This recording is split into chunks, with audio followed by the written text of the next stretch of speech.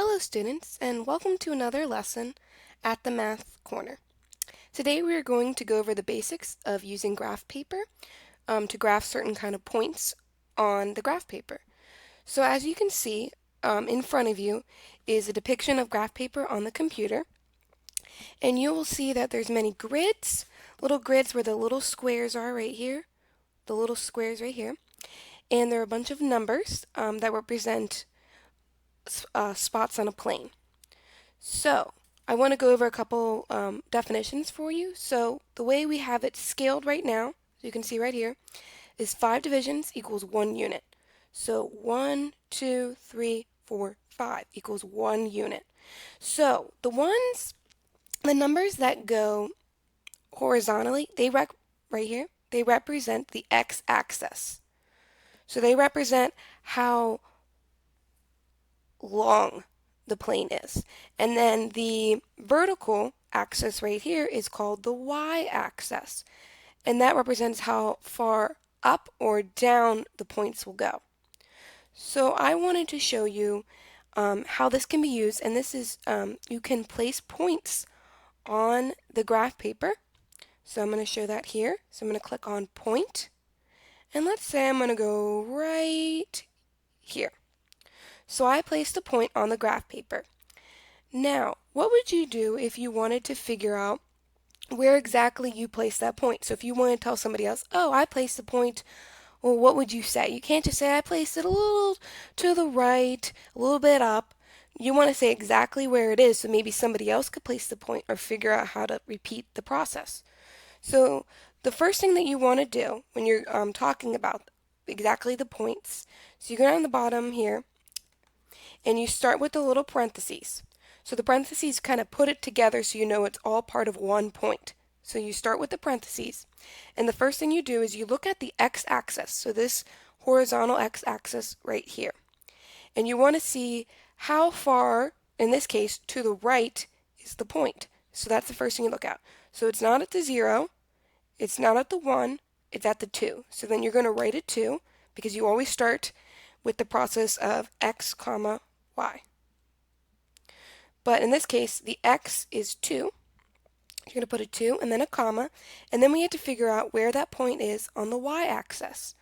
So you look up, it's not at the 0, you go up one more unit.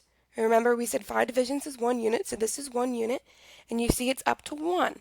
So you put 2 comma 1. So every time you're placing a point, you want to start with the x-axis.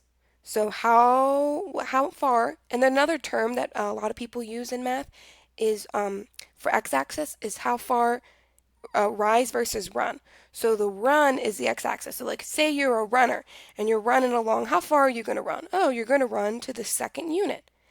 And then to get to the y-axis, you're going to talk about the rise. How far up does it go?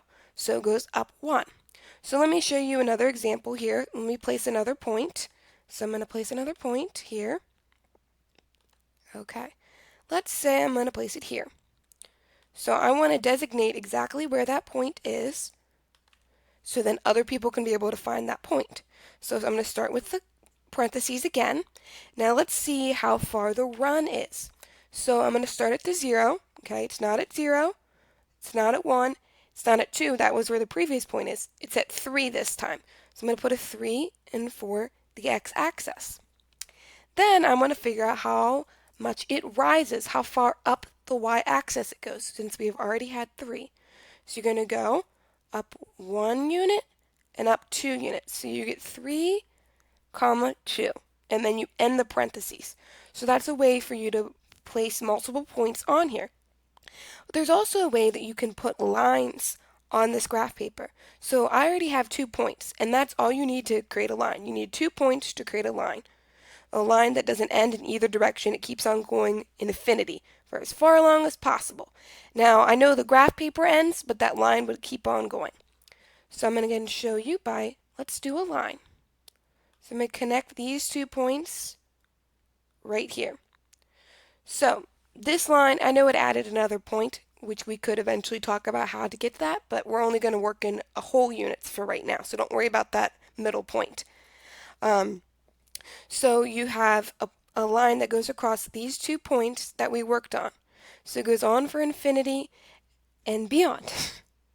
So if you want to go ahead and try on your own, creating points and then trying to figure out how far along the x-axis and y-axis. And for right now, we're going to work in quadrant 1 only. So that's quadrant 1 is only the positives. So see how you have a positive x-axis and a positive y-axis. Maybe later on we'll work on using the negatives. So as you see here, the numbers become negative and the numbers become negative for the y-axis. But for right now, we're only going to be working in the positive space, which is quadrant 1 right here. So it will be a little bit easier to work on. And again, remember, parentheses with the x-axis, comma, y-axis where it falls. And the next installment we will be talking about is about the difference between a line segment, and array, and I'll give you a little bit of a preview. A line, as I said, will continue on for infinity. There should be like little arrows, so as you can see, let me get rid of that. So as you can see, you can keep on going for as far, even further along than this graph goes. A line segment actually has a beginning and an end, unlike the line. So, for example, a line segment could be from this point to this point only. It won't keep on going like you see here. And then array, it will have a beginning segment, but then it will keep on going. So it might start here. It won't continue as the line does, but then it will go on and on and on and on for infinity. So it's kind of like a mixture between, array is a mixture between a line segment and it is a mixture between a line. So I want you guys to practice that. And I hope this installment has helped. Later on, we'll be able to use actual graph paper and not just the computer generated stuff on here. But there you go.